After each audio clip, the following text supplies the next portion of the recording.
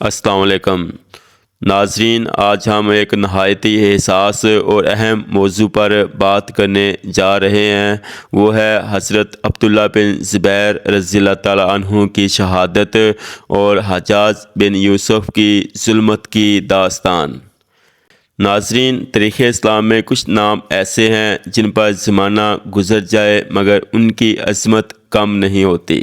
ان میں سے ایک نام ہے عبداللہ بن زبیر رضی اللہ تعالیٰ عنہ۔ آپ حق اور سچائی پر کھڑے ہونے کے سب سے روشن مثال تھے۔ عبداللہ بن زبیر رضی اللہ تعالیٰ عنہ نے بچپن ہی سے نبی پاک صلی اللہ علیہ وآلہ وسلم کی تربیت پائی۔ جوانی میں ان کی بہادری مشہور ہو چکی تھی، لیکن ان کی اصل آزمائش اس وقت آئی جب یزید نے جبر کے ساتھ بیعت کا مطالبہ کیا۔ عبداللہ بن زبیر نے صاف کہہ دیا، جبر کے سامنے جھکا نہیں جاتا، باطل کی بیعت نہیں کی جاتی۔ یہ انکار ایک ایسی مزاحمت کی بنیاد بنا جو تاریخ میں ہمیشہ یاد رکھی جائے گی۔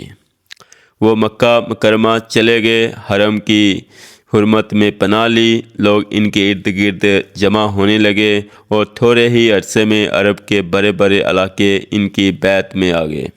یہ مزاحمت صرف حکومت کے خلاف نہیں تھی، یہ ظلم، بے عدلی اور موروثی بادشاہت کے خلاف ایک کھلا اعلان تھا۔ چند سال بعد عبد الملک بن مروان نے حکومت سنبھالی۔ اس نے حجاج بن یوسف کو ایک ہی حکم دیا، عبداللہ بن زبیر رضی اللہ تعالیٰ عنہ کو ختم کر دو، چاہے وہ حرم میں ہوں۔ تاریخ اسلام میں کچھ ایسے لوگ انصاف کے لیے مشہور ہوئے اور چند لوگ ظلم کے لیے بدنام ہوئے۔ ان ناموں میں سب سے اوپر آتا ہے ایک سخت مزاج، بے رحم اور شفاق گورنر۔ حجاج کا سب سے پہلا اور سب سے بڑا جرم تھا مکہ مکرمہ کا محاصرہ۔ اس نے جبل ابو قیس پر منجنیقیں نصب کی اور خانہ کعبہ پر آگ اور پتھر برسائے۔ حرم کی حرمت پامال ہوئی، لوگ شہید ہوئے اور شہر چیختا رہا۔ حجاج نے منجنیق سے خانہ کعبہ پر سنگباری کی۔ تاریخ طبری میں لکھا ہے، حجاج نے منجنیق سے کعبہ پر سنگباری کروائی۔ البدایہ والنہایہ میں ابن کثیر لکھتے ہیں، کعبہ کا حصہ منہدم ہو گیا اور شہر میں آگ پھیلی۔ ابن خلدون لکھتے ہیں، حجاج نے مکہ کو محاصرے میں رکھ کر سختیاں کی۔ حجاج نے نہ صرف حرم کی بے حرمتی کی بلکہ ایک جلیل القدر صحابی کے بیٹے، نبی اکرم صلی اللہ علیہ وآلہ وسلم سے گھرانے سے قربت رکھنے والے عبداللہ بن زبیر رضی اللہ تعالیٰ عنہ کو شہید کیا۔ مکہ کے اندر بھوک اور پیاس کے محاصرے میں مسلمان رو رہے تھے، چیخ رہے تھے، مگر حجاج کو کوئی رحم نہ آیا۔ ابن کثیر لکھتے ہیں، حجاج نے عبداللہ بن زبیر کے خلاف سخت محاصرہ کیا اور شہید کر دیا۔ تاریخ طبری میں لکھا ہے، حجاج نے ان کے جسم کو شہر کے دروازے پر لٹکایا۔ جب حجاج کو عراق کا گورنر بنایا گیا تو ظلم کی ایک نئی داستان شروع ہوئی۔ انہوں نے ہزاروں مسلمانوں کو صرف شبہ کی بنیاد پر قتل کر دیا۔ عراق کا ہر گھر خوف میں ڈوبا ہوا تھا۔ لوگ کہتے تھے، حجاج کا نام سن کر دل کانپنے لگتا ہے۔ تاریخ طبری میں ہے، حجاج کے دور میں 1 لاکھ سے زیادہ لوگ قتل کیے گئے۔ ابن خلدون لکھتے ہیں، عراق میں ظلم کی مثالیں بے شمار ہیں، حجاج کی سختیاں مشہور ہیں۔ حجاج کا سب سے بھیانک ظلم تھا ایک عظیم تابعی، عالم دین، قرآن کے قاری سید بن زبیر نے ظلم کے آگے جھکنے سے انکار کیا۔ حجاج نے انہیں قید کیا، تشدد کیا اور بالآخر قتل کر دیا۔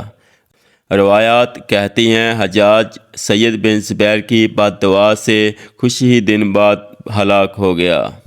ابن کثیر لکھتے ہیں، حجاج نے سید بن زبیر کو قتل کروایا۔ تاریخ طبری میں ہے، قتل کے بعد حجاج نے کہا، لوگوں کو اس کی لاش سے ڈراؤ۔ ابن کثیر لکھتے ہیں، حجاج سید کی بد دعا سے بیمار ہو کر مرا۔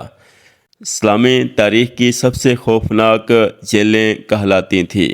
قیدیوں کو کھانے کے بغیر رکھا جاتا، لوہے کی بیریاں پہنائی جاتی، دھوپ میں کھڑا رکھا جاتا اور بوڑھوں اور عورتوں پر ظلم ہوتا۔ ابن کثیر لکھتے ہیں حجاج کی جیلیں موت کا گھر تھیں، زندہ رہنے کا نام نہیں تھا۔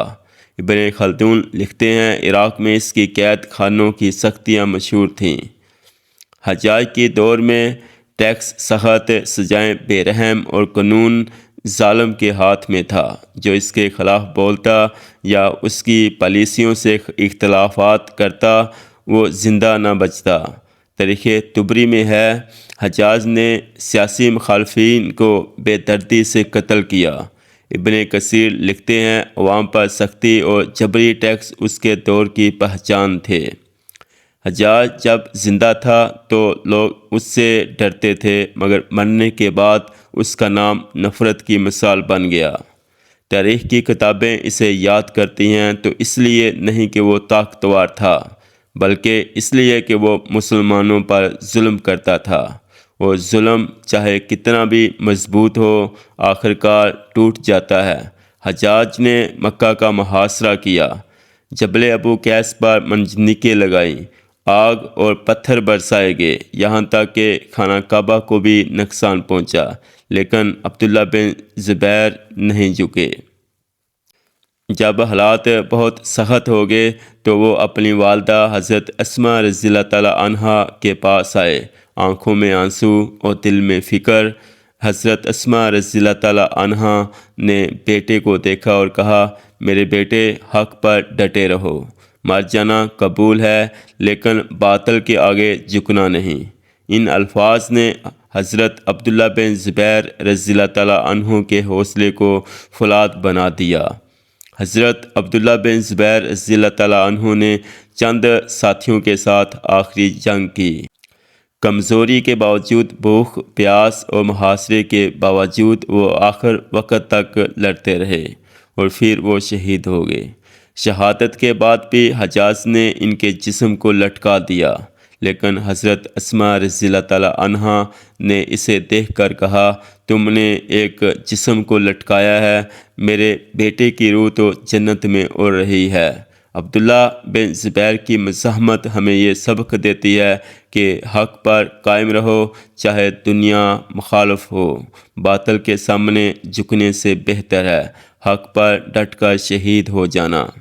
ناظرین، اگر آپ کو میری یہ ویڈیو پسند آئے تو پلیز چینل کو سبسکرائب کریں، لائک کریں اور دوسروں کے ساتھ شیئر کریں۔